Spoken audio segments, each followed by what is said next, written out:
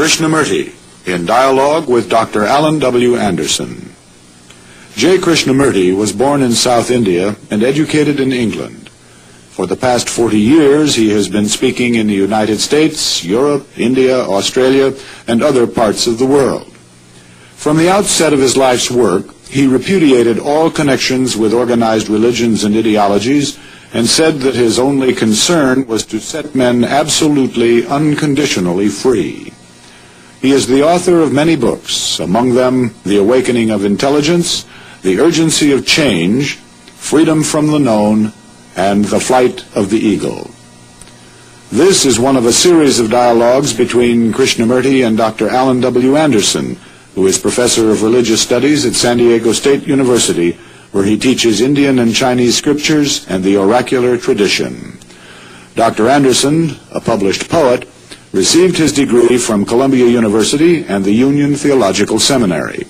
He has been honored with a Distinguished Teaching Award from the California State Universities.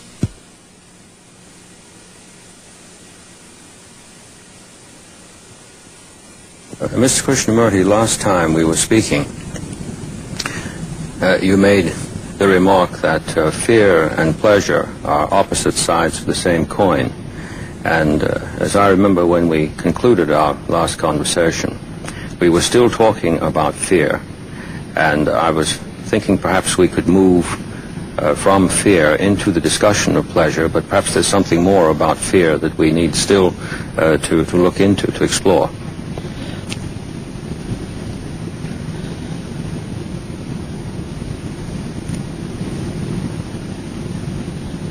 So I think for most of us, fear has created such misery, so many activities born of fear, ideologies and gods, that we never seem to be free completely from fear. That's what we were saying. And so freedom from and freedom are two different things. Aren't they?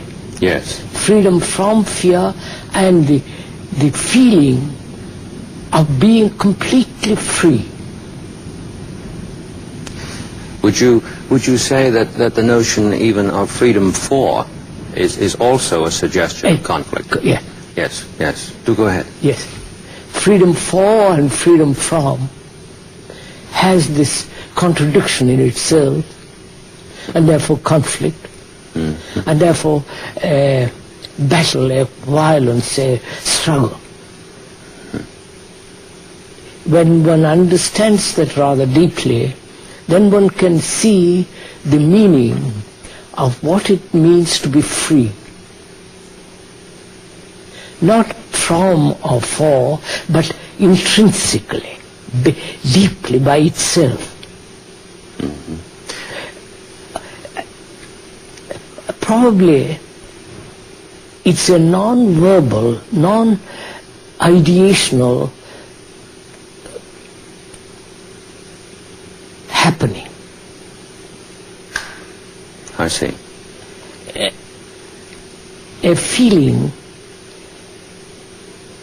that all the burden has fallen away from you. Not that you are struggling to throw them away. The burdens don't exist. Conflicts don't exist. As we were saying the other day, relationship then is in total freedom. Your word intrinsic interested me. Sometimes I think in our tongue we will use the adverbial preposition in that. Would it be possible to say freedom in, or would you not even want to have in? Not in, no. We don't want for, in, from. They're all out. I see. Yes, go on. Please do. So, these two principles, pleasure and fear, are seems to be deeply rooted in us. These two principles of pleasure and fear. I don't think we can understand pleasure without understanding fear. I see. You can't separate them really, but for investigating, one has to separate them. Yes. Were it not for fear, do you think we should There ever would be no have thought? pleasure. We would never have got the notion. No. I understand. It's like punishment and reward. Yes. If there was no punishment at all, then nobody would talk about reward. Yes. That's what I say. So, and when we're talking about pleasure, I think we ought to be clear that we're not condemning pleasure. We're not trying to become puritanical or permissive. We're trying to investigate or examine, explore the whole structure and nature of pleasure, as we did fear. As we did fear. And to do that properly and deeply, the attitude of condemnation or acceptance of pleasure must be set aside. It's natural. Yes. I mean, if I want to investigate something, I must be free from my inclinations, prejudices. The looking forward to is I see, beginning to emerge from what you're saying. Yes. Yes, we say we look forward to pleasure. We even ask a person, don't we, what is your pleasure? Yes. We get nervous in thinking that perhaps we won't meet it. Now, I take it that what you're saying suggests the anticipation of gratification here. Would that be right? Yeah, that's right. Gratification, satisfaction, and sense of fulfillment. We'll go into all that when we talk about pleasure. But we must be clear from the beginning, I think, that we are not condemning it. The priests throughout the world have condemned it. Yes. The notion of freedom is associated with many religious approaches to this. Yes. One is free from desire. Yes. Yes. So one has to bear in mind that we are not justifying it or sustaining it or condemning it, but observing it. Yes. To really go into the question of pleasure, I think one has to look into desire first.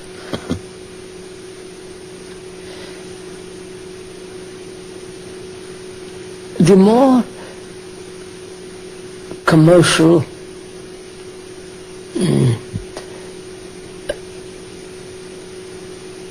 and the usage of things, the more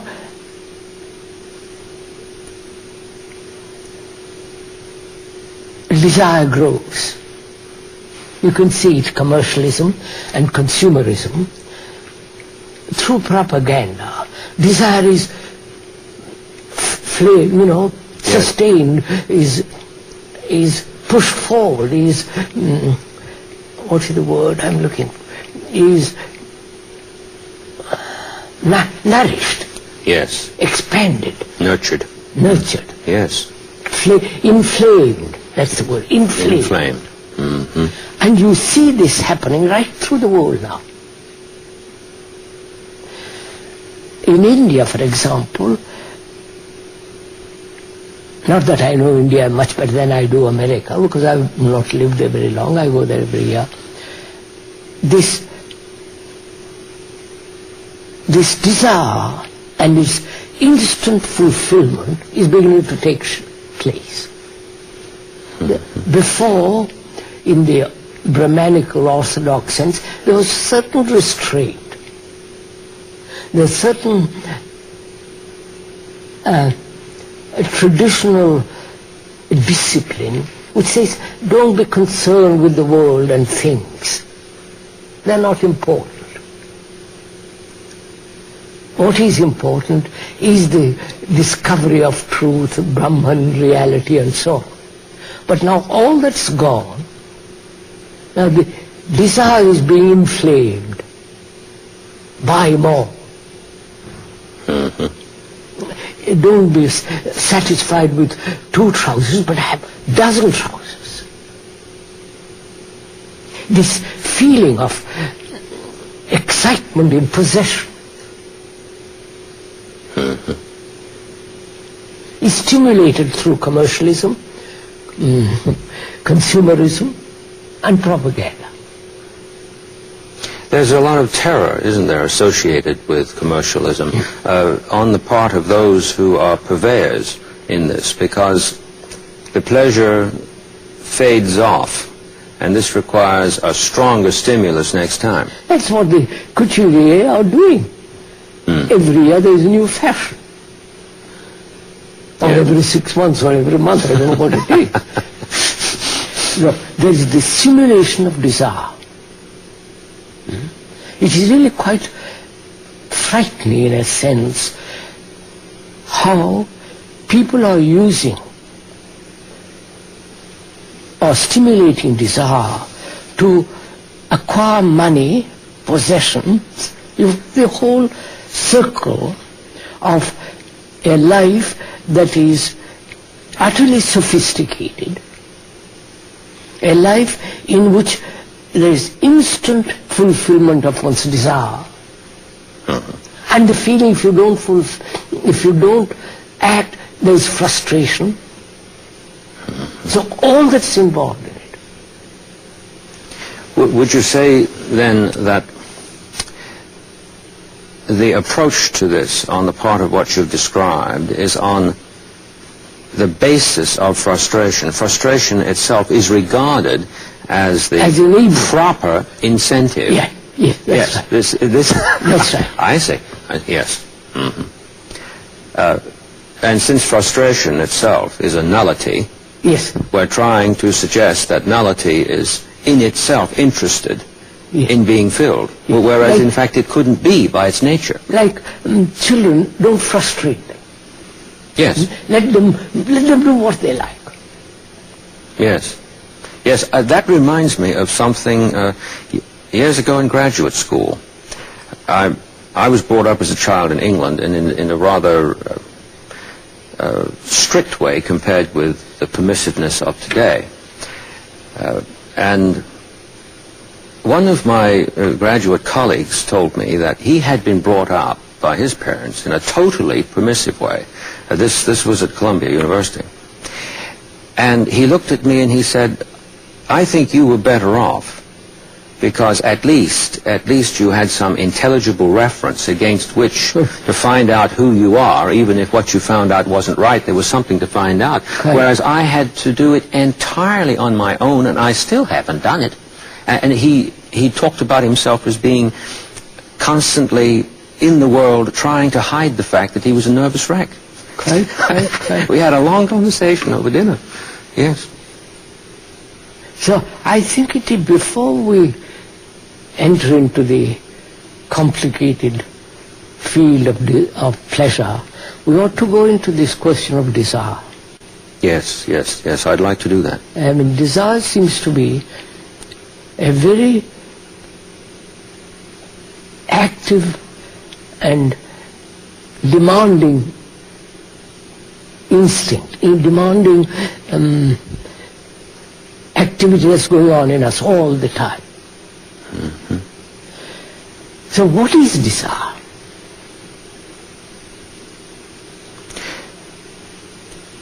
I wonder if I could ask you to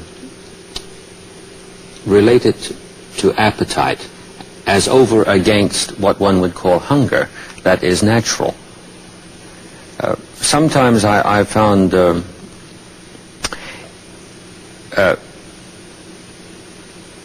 confusion that seems to be a confusion to me, and that's why I'm asking you. Someone will get the idea in class, talking about the question of appetite and desire, that if we look to nature, the lion desires to kill the antelope to satisfy his appetite, whereas it has seemed to me the correct reply to that is no, that's not the case.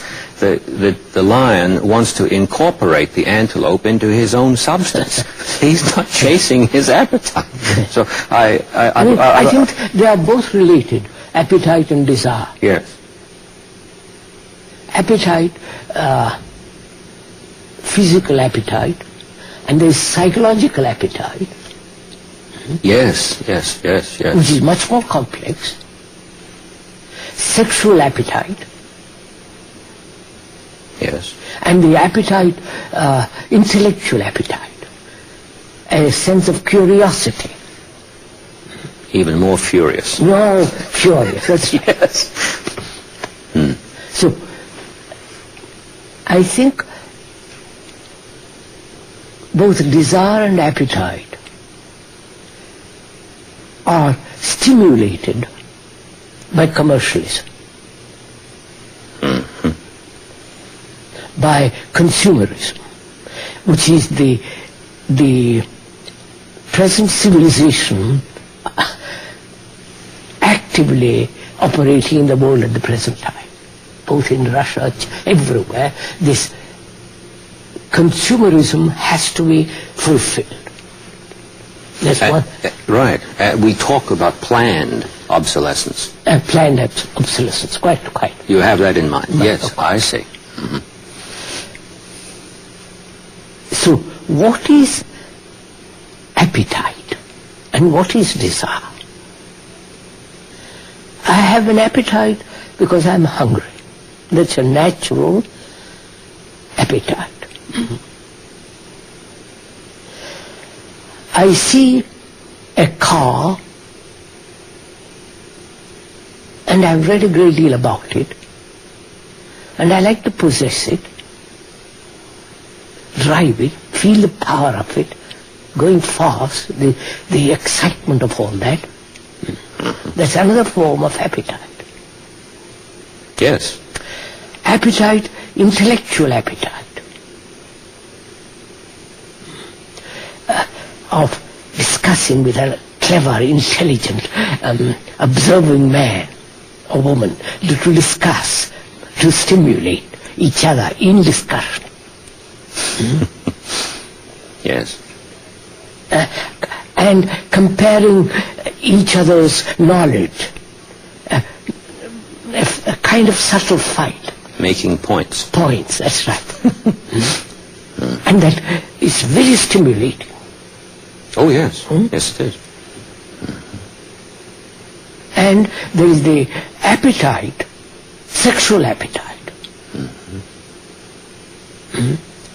The sexual appetite of constantly thinking about it, chewing the cud. All that, both psychological and physical appetites. Normal, abnormal. The feeling of fulfillment and frustration. All that's involved in appetite. And I'm not sure whether religions, organized religions and beliefs, whether they will not stimulate a peculiar appetite for rituals. I have the notion they do. It seems to me that despite pious protestations that we made against that, but there is a theatrical display that occurs in the ritual. Go to a Roman Catholic mass and you see the beauty of it, the beauty of color, the beauty of the setting, the whole structure is marvelously theatrical and beautiful. And for the moment, it appears that we have heaven on earth. Yeah, that's tremendously stimulating. But then we have to go out again. Of course. And it's all stimulated through tradition, through usage of words, chants, and a certain association of words, symbols, images, flowers, incense, all that's very, very stimulating. Yes. And if one is used to that, one misses it. Oh, yes, yes. I was thinking, as you were saying, about at least to my ear, extraordinarily beautiful a language as Sanskrit, and the chanting of the Gita, and the swaying back and forth, and then one sits down to study what the words say, and one says to himself, now look, what on earth is going on when we're doing this as over against what the word itself could disclose. Right. But the seduction that is available, of course it's self-seduction, one can't blame the language for being beautiful. It's a yes. And all this is encouraged. And the notion, I take it, that you're suggesting that we look at here is that there's a tremendously invested interest in keeping this up. Of course. Yes. Commercially it is. Yes. And if it is not sustained by the priests, the whole thing would collapse. So there's a battle to hold the human being in his appetites, which is really very frightening when you look at it. Frightening in the sense, rather disgusting in one way, exploiting people, and intrinsically destructive to the human mind. Yes, yes. I've had this problem in teaching in my classes, in terms of my own discussion in class. Sometimes it has seemed that maybe the first stanza of a poem that I will have known by heart would be appropriate. And so I'll begin to recite it. And when I get to the end of it, the expectation has arisen, the ears are there, the bodies are leaning forward, and I have to stop, you see, and I have to say, well now, you see, we can't go on, because you're not listening to what I'm saying, you're listening to how it's being said. Yeah. And if I read it terribly, you would no more listen to what it is, your disgust would dominate, just as the pleasure is dominating now. And students have got after me for not reciting more poetry. And I tell them, you see, that you would be upset with that. It is a perfect sign that you haven't started to do your work in class yet. And then we're up against the problem that they think I'm being ascetical and denying the goodies. Yes, good. Right. That's part of what you... Yes, of course. Good, of course. good. I'm glad you cleared that for me. Yes. And there is this desire, appetite, we know more, we have a little bit gone into it. What is desire? Because I see something and immediately I must have it. A gown, a coat, a tie, the feeling of possession. The urge to acquire, the urge to experience, the urge to offer an act that will give me tremendous satisfaction. The satisfaction might be the acquiring a tie, or a coat, or sleeping with a woman, or acquiring. Now, behind that, isn't there, sir, this desire? I might desire a house, and another might desire a car, another might desire to have intellectual knowledge, another might desire a God, or enlightenment. They're all the same. The objects vary, but the desire is the same. One I call the noble, the other I call it ignoble, worldly, stupid. But the desire behind it. So what is desire? How does it come about that this very strong desire is born, is cultured? You follow? What is desire?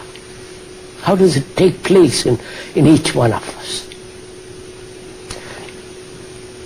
If I've understood you, you've made a distinction between, on the one hand, appetite associated with natural hunger, that sort of desire, and now we're talking about desire which sometimes gets the name artificial. I don't know whether you'd want to call it that, but sometimes... Desire. I might desire, but I want... The objects vary, sir, don't they? Yes, the objects vary. Objects of desire vary according to each individual, each tendency and idiosyncrasy or conditioning and so on. Desire for that and that and that. But I want to find out what is desire. How does it come about? I think it's fairly clear that. Do you mean a sense of absence? No. I'm asking, what is desire? How does it come? One would have to ask himself. Yes, I'm asking you, how does it come about that there is this strong desire for or against desire itself? I think it's clear. Perception, visual perception, then there is sensation, then there is contact, and desire comes out of it. That's the process, isn't it? Oh yes. I'm quite clear now what you're saying. I've been listening very hard. Perceptions, yes. Contact, sensation, desire. And then if the desire is frustrated, anger. All the rest of it. The whole thing goes down the line. Follows, yes. So, desire. So the religious people, monks, throughout the world said, be without desire. Control desire. Suppress desire. Or if you cannot, transfer it to something that's worthwhile. God, or enlightenment, or truth, or this or that. But then that's just another form of desire, not to desire. Not to desire, of course. So we never get out of that. Yeah. But you see, they say control. Yes. Power is brought into play now. Control desire. Because you need energy to serve God. And if you are caught in desire, you are caught in a tribulation, in trouble, yes. which will dissipate your energy. Yes. Therefore, hold it, control it, suppress it. You have seen this, sir. I've seen it so often in Rome. The priests are walking along with the Bible. And they don't look at anything else. They keep on reading it. Because they're attracted. It doesn't matter a woman or a nice house or a nice cloth or that. So keep looking at it. Never expose yourself to tribulation, to temptation. So hold it. Because you need your energy to serve God.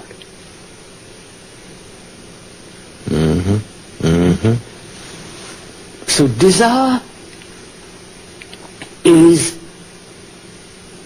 comes about through perceptions, visual perception, contact, sensation, desire. That's the process of it. And then there's the whole backlog of memory of that in the past to reinforce it. Yes. Yes. Yes. I was taken with what you just said. Here's this book that's already outside me. Yes.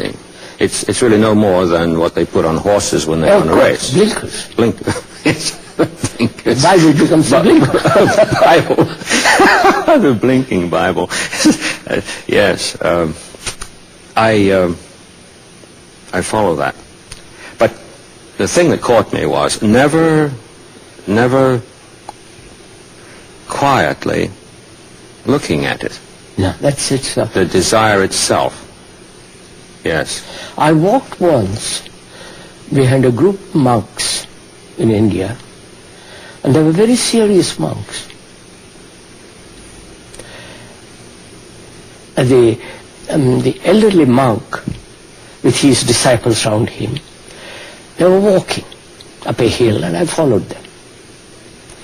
They never once looked at the beauty of the sky, the blue, the extraordinary blue of the sky in the mountains, and the blue light of grass and the trees and the birds and the water. Never once looked around.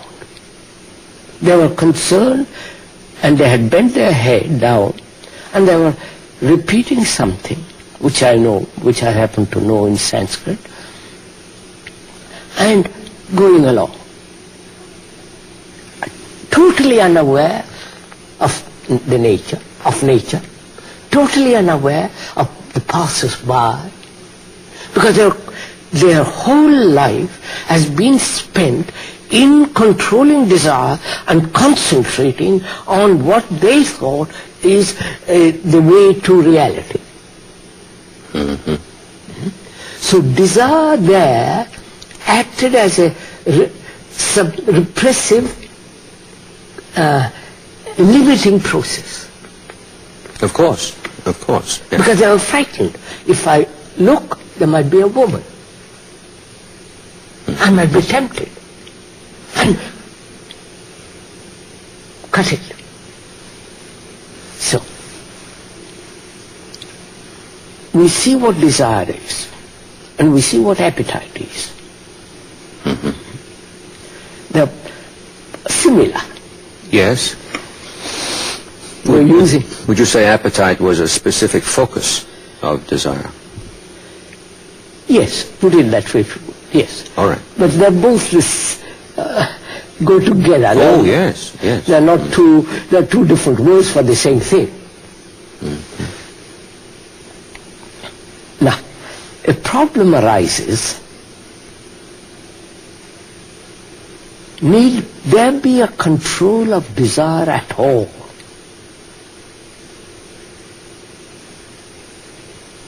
You follow, sir? Yes, I'm asking myself, because in our conversations, I've learned that every time you ask a question, if I take that question and construe it in terms of a syllogistical relation to things that have been stated as premises before, I'm certainly not going to come to the answer that is not the right answer as over against the wrong answer. I'm not going to come to the one answer that is needful. So every time you've asked me this morning, I have asked myself inside. Yes, please go ahead. So that, you see, the discipline is a form of suppression and control of desire. Religious, sectarian, non-sectarian, it's all based on that. Control. Control your appetite, control your desires, control your thought.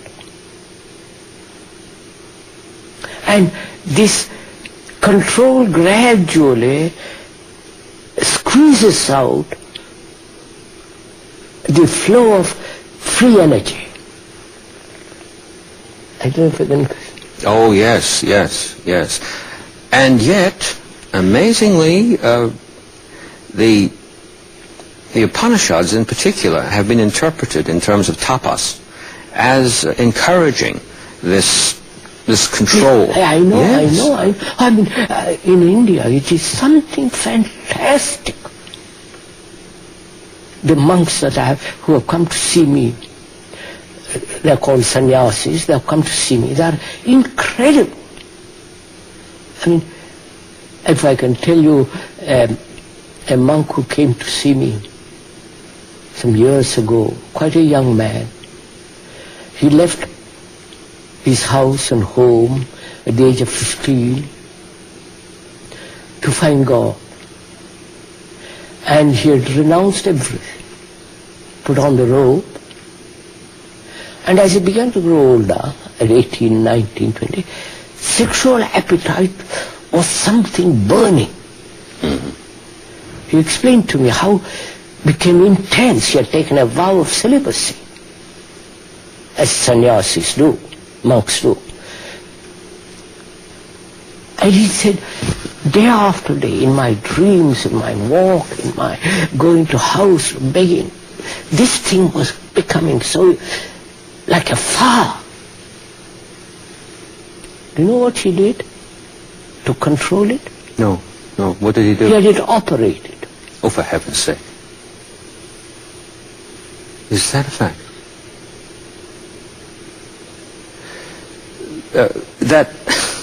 Sir, no. His urge for God was so... You follow, sir? Yes. The idea, not the reality. Not the reality, no. So he came to see me. He had heard several talks which I had given that place. He came to see me in tears. He said, now what have I done? You follow, sir? Oh, I'm sure, yes. What have I done to myself? I cannot repair it. I cannot grow a new organ. It's finished. And he was also. That's the extreme. But it is, all control is in that direction.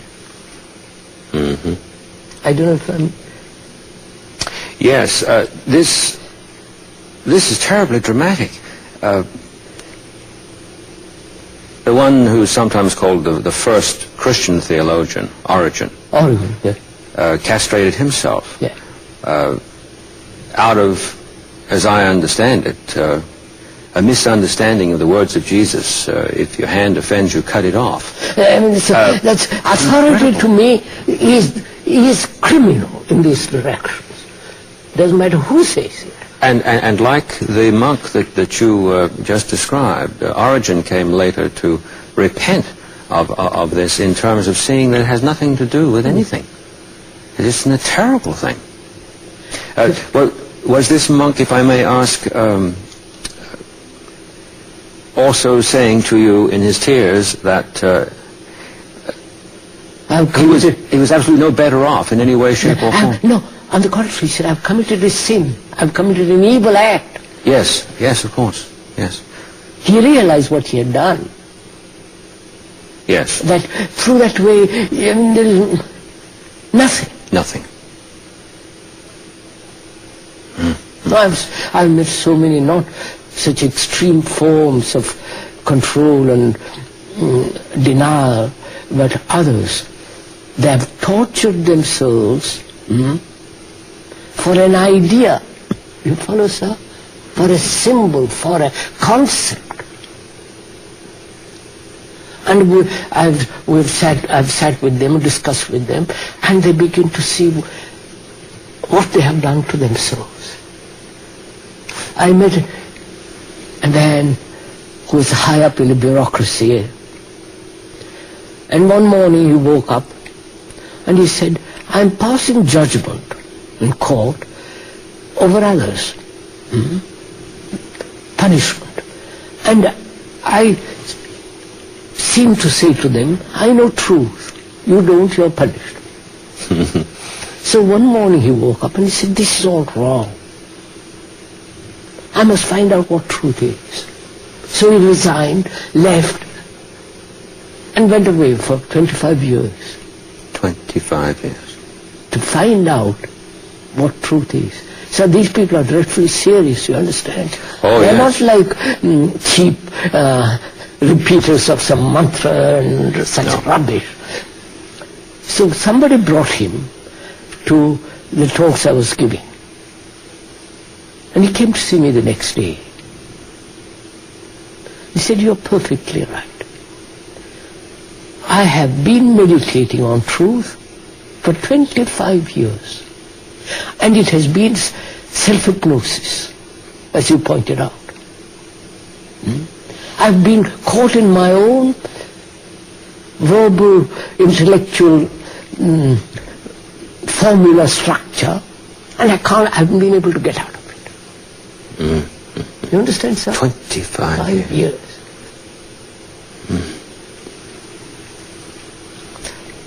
It's a very moving story. And to admit that is wrong needs courage, needs perception.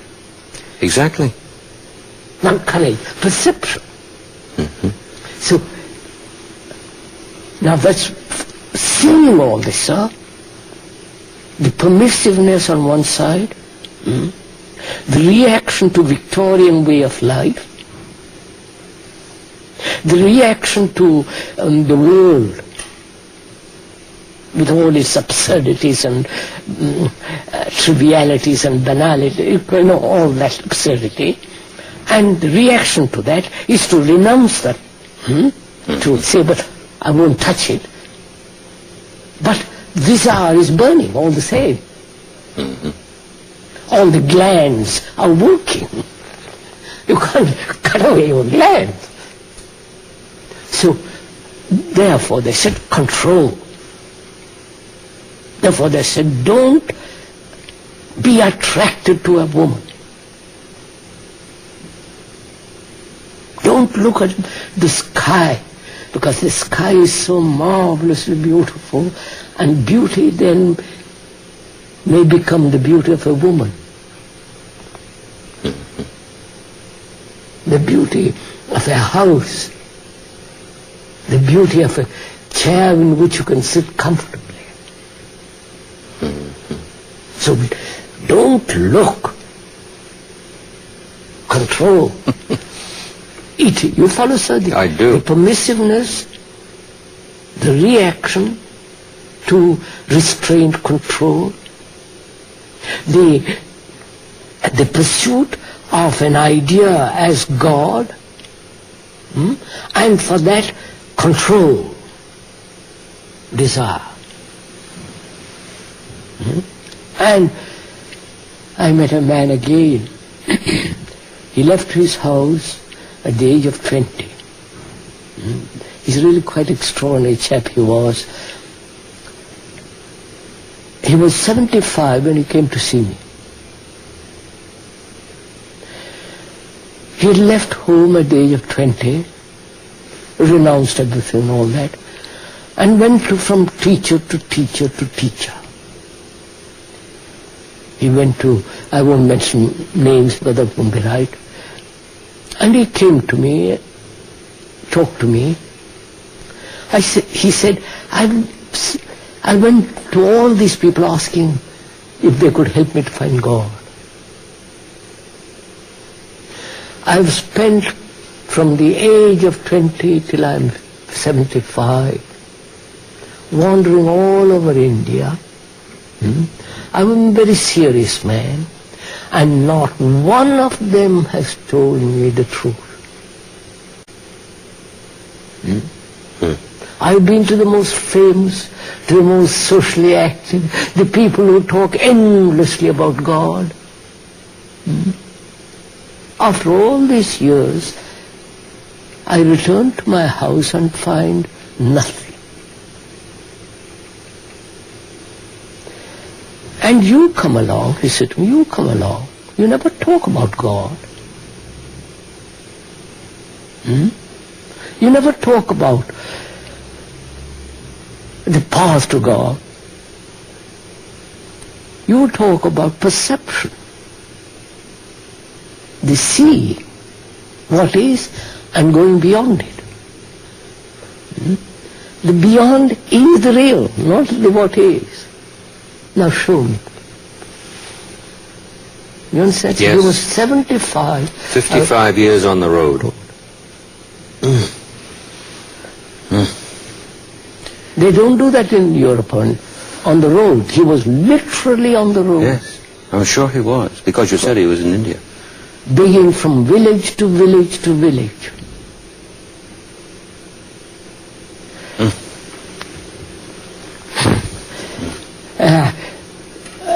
When he told me, I was in so moved, tears almost, to spend a whole lifetime, as they do in business world. Yes. 50 years to go day after day to the office and die at the end of it. It is the same thing. Fulfilling of desire. Money, money, money, money. More things, things, things. And the other, none of that, but another substitute for that. Yes, just another form. So, looking at all this, it is dreadful what human beings have done to themselves and to others. Seeing all that, we inevitably ask the question, how to live with desire? You can't help it. Desire is there. The moment I see something, a beautiful flower, the admiration, the love of it, the smell of it, the beauty of the petal, the quality of the flower and so on, the enjoyment.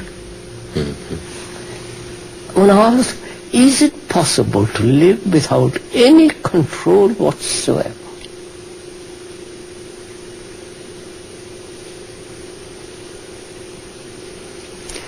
The very question is terrifying in the context of these disorders that you're speaking about.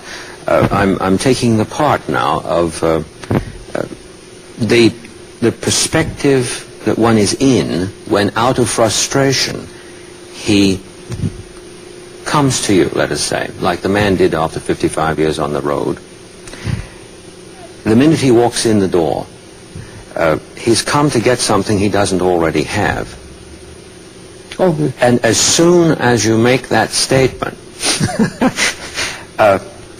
if the answer that is coming up, it's already, well, it starts ifing right now. If the answer is going to be something that completely negates this whole investment of 55 years on the road, it seems that most persons are going to freeze right there. And it's a cruel thing too, sir.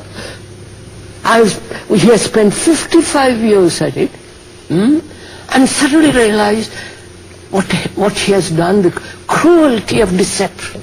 You follow? Oh, yes. Self-deception, deception of tradition. You follow? Of all the teachers who have said control, control, control. And he comes and says, and you say to him, what place is control?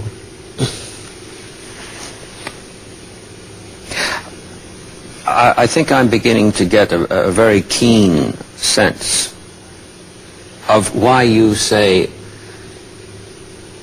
go into it. Yes. Because there's a place there like dropping a stitch, we might say. Yes. If he doesn't get past that initial shock, then he is not going to go into it. No. Yes. So we talked, I spent hours, we discussed, we went into it, gradually so. He said, quite right.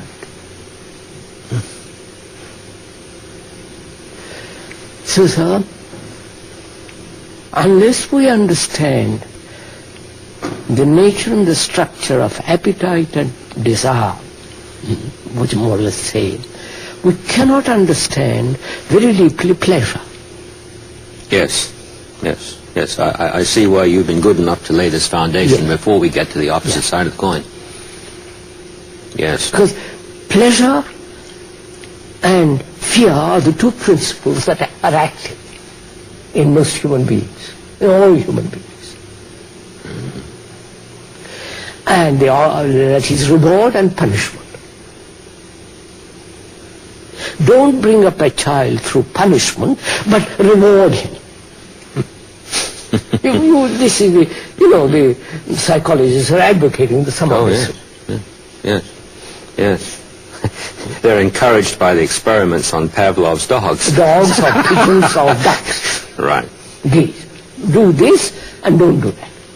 So, unless we understand fear, understand in the sense, investigate, see the truth of it, and go, if the mind is capable of going beyond it, to be totally free of fear, as we discussed the other day, and also to understand the nature of pleasure.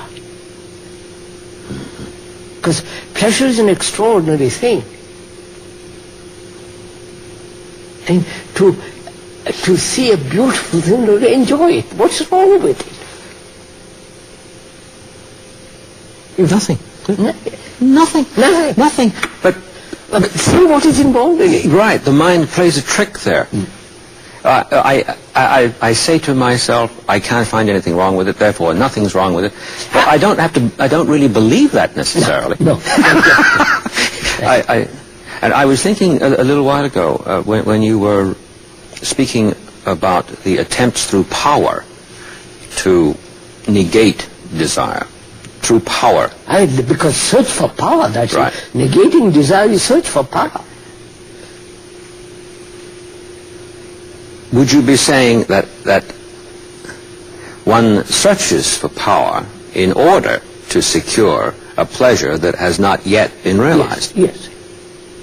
I understood you well. Yes. I see. Oh, that's a terrible thing. But it is a reality. Oh, it's going on. It's going on. Oh, yes. But we're taught that from children. That just itself. So, pick up any magazine, the advertisements, the half-naked ladies, women, and so on, so on. So, pleasure is a very active principle in man, as fear. Oh, yes. And again, society, which is immoral, yes, has said control.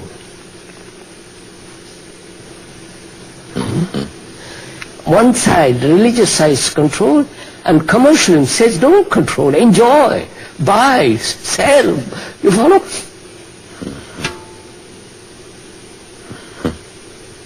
And the human mind says, this is all right. My own instinct is to have pleasure. I'll go after it. But Saturday and Sunday or Monday or whatever the day it is, I'll give it to God. You follow, sir? Yes. And this game goes on. Forever it has been going on. So what is pleasure? You follow, sir? Why should pleasure be controlled? Why should, I'm not saying it's right or wrong, please, let's be very clear from the beginning that we are not condemning pleasure. We are not saying it must be, you must give reins to let it run, or that it must be suppressed or justified. We are trying to understand why pleasure has become such extraordinary importance in life. Pleasure of enlightenment, you follow, sir? Pleasure of sex, pleasure of possession, pleasure of knowledge, pleasure of power. Heaven, which is regarded as the ultimate pleasure, of course, is usually spoken of theologically as the future state. Yes. Which, this is to me very interesting in yes. terms of what you've been saying. And even at the level of gospel songs we hear, when the roll is called up yonder, I'll be there when it's called up yonder, which means at the end of the line. And then there's the terror that I won't be good enough when that. Yes. So I'm tightening up my belt to pay my heavily insurance policy on Saturday and Sunday, the 2 days at the weekend that you mentioned. What if you got caught from Monday through Friday? Yes. So, pleasure, enjoyment, and joy.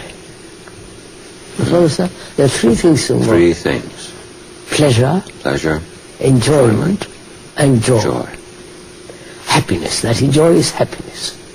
Ecstasy, the delight, the sense of tremendous enjoyment. And what is the relationship of pleasure to enjoyment and to joy and happiness? Yes, we've been moving a long way from fear. Yes. But I don't mean moving away by turning our back on it. No, we have gone into it. This is the movement from that to this. It's not away from. No. Pleasure. There is a delight in seeing something very beautiful. Delight. If you're at all sensitive, if you're all observant, if there is a feeling of a relationship to nature, which very few people unfortunately have, they stimulate it, but the actual relationship to nature, that is when you see something really marvelously beautiful, like a mountain with shadows, valleys, and the line, and it's something, a tremendous delight. Now see what happens. At that moment there is nothing but that. That is beauty of the mountain, lake, or the single tree on a hill. That beauty has knocked everything out of me. Oh, yes. And at that moment, there is no division between me and that. There is a sense of great purity and enjoyment. Exactly. Now then, see what takes place. I see we've reached a point where we're going to take a new step. I feel it coming on. It's amazing how this thing has moved so inevitably, but not unjoyfully. Not unjoyfully. In our next conversation, I would just love to. We are going on. Yes. If you can.